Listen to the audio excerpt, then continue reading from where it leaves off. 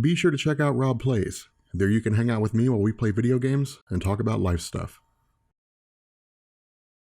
So as we pick up with this week's comic book concepts, we continue the Xavier protocols by focusing on Nightcrawler, Sabertooth, Mystique, Sunfire, Thunderbird, and Dazzler. So for those of you who are new to my channel, following the Onslaught saga, which saw Charles Xavier's frustration with humanity and Magneto's hatred of humanity merging into a singular entity and laying waste to the world's heroes, Xavier had initiated a set of protocols designed for the purpose of defeating, and if necessary, killing various mutants who would use their powers for the purpose of world domination. And so beginning with Nightcrawler, as a mutant with the power to teleport himself and others across limited spaces, Kurt Wagner is a tricky foe to catch. Requiring virtually no concentration during the teleportation process, Nightcrawler jumps through the brimstone dimension of the Neophim, coming out at a predetermined location. At the same time, and because of his training by Xavier, Nightcrawler presents a formidable threat owing to his ability to teleport parts of his foes away, incapacitating or killing them in the process. In addition to this, Kurt's time as part of the X-Men, Excalibur, and various other groups has allowed him to train in a variety of fighting styles, meaning that if his powers were deactivated, he still presents himself as a dangerous foe more than capable of handling his own. That said, Nightcrawler is not without weaknesses. Considered to be predictable by those who have fought him on a regular basis, Nightcrawler is also a Catholic,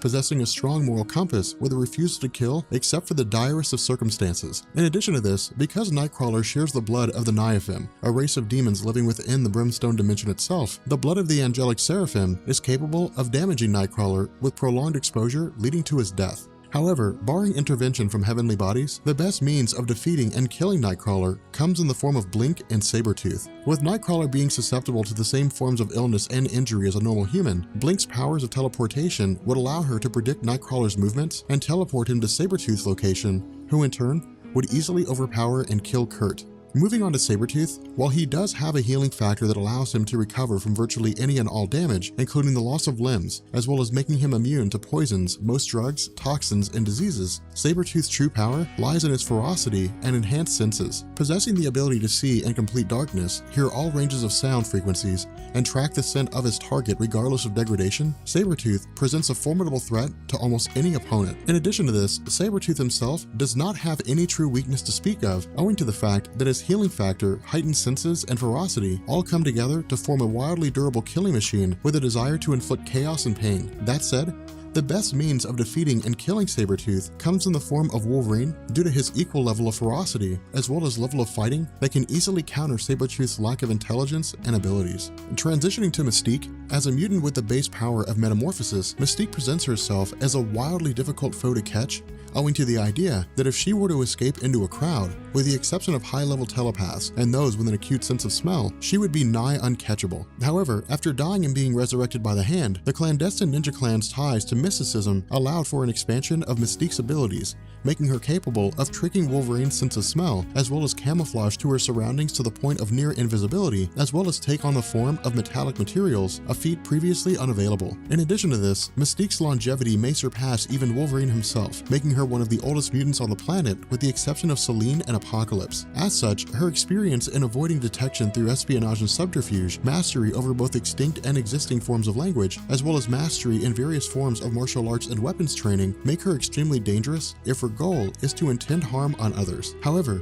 Mystique is not without her own weaknesses. While she is able to avoid Wolverine's sense of smell, she is still detectable by high-level telepaths. In addition to this, Mystique cannot take on the form of objects with lesser or greater mass than herself, meaning she could not transform into a child or a giant. As a result, the best person suited to defeat and kill Mystique comes in the form of Jean Grey, whose telepathy would allow her to enter the mind of Mystique and shut down access to her powers, after which she could be killed by any number of conventional means. Moving on to Sunfire, as a mutant with powers similar to that of Johnny Storm, Shiro Yoshida is able to use his powers for a multitude of effects, including flight, plasma blasts, plasma shields, oxygen generation, and emitting temperatures of up to 1 million degrees Fahrenheit, all of which stems from his body's natural ability to absorb solar radiation through the air. In addition to this, because of his time as part of the Yoshida clan, his family's long-running legacy of martial arts mastery was passed down, making him adept in hand-to-hand combat using karate, judo, kendo, Aikido, and Kempo. As a result, because the radiation of the sun immerses the Earth's atmosphere, mutants like Storm would have no effect if she were to block out the sun, invoke rain, or initiate a blizzard, and Sunfire's solar emanation would melt the adamantium from Wolverine's claws and incinerate his body due to adamantium's melting point of 7,400 degrees Fahrenheit.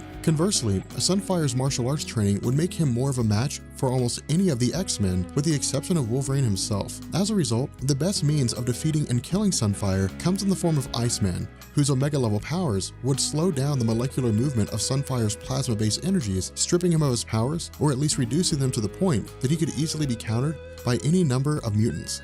Picking up with Thunderbird, despite his imposing size, John Proudstar is relatively easy to kill. If we ignore his death by explosion in Uncanny X-Men number 95, Thunderbird's powers are relatively mundane. Gifted with superhuman strength, speed, durability, stamina, and oversized lungs allowing for enhanced respiratory system, which contributed to his enormous size, despite these feats, Thunderbird's bark is worse than his bite. Capable of lifting no more than 2 tons, John Proudstar's super strength is on the weaker end of Marvel's strong guys. As a result, the best means of defeating and killing Thunderbird comes in the form of Rogue, who could not only absorb the powers of Thunderbird, but whose physical strength is more than enough for John Proudstar, quite literally tearing him apart piece by piece. Finally, and moving on to Dazzler, as a mutant with the power to create various forms of light, Allison Blair can use these lights for a variety of effects, including the creation of lasers, emission of proton blasts, illuminations, strobes, holograms, rocket bursts, and shields, in addition to being immune to the effects of her own powers and convincing Faust into thinking that she's cool. In addition to this, because of her training as part of the X-Men team, while not the most capable of martial artists, she does have the benefit of enhanced agility, allowing her to run circles around the average mutant. Furthermore, Dazzler's short time as a Herald of Galactus granted her use of the power cosmic, bestowing her with cosmic awareness and with it, a greater understanding of her own powers and the peak of what she could achieve. However, Dazzler is not without her weaknesses. Despite being able to use light for a multitude of effects, these abilities are achieved through Dazzler's absorption and amplification of sound energy. While her powers are best suited within the biospheres of planets owing to sound bouncing off the atmosphere, despite the thin presence of sound in space, Dazzler is still able to control and manipulate what little sound exists. To this end, the best person suited to defeat and kill Dazzler comes in the form of Ruckus, owing to his ability to absorb and channel sound back at others. Because these powers are active instead of passive, Ruckus must focus his concentration, meaning if he were to absorb all the sounds in Dazzler's immediate vicinity, she would be left completely powerless, after which she could be killed by any number of conventional means.